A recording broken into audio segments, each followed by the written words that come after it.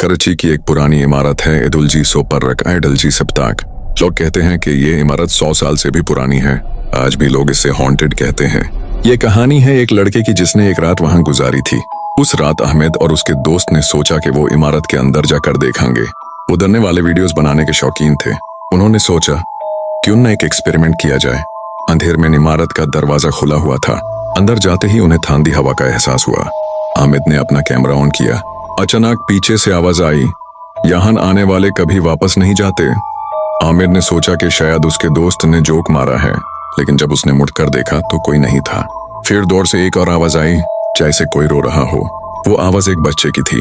अहमद और उसके दोस्त डर गए। वो भागने लगे, लेकिन सारी रात वो इमारत के अंदर भटकते रहे।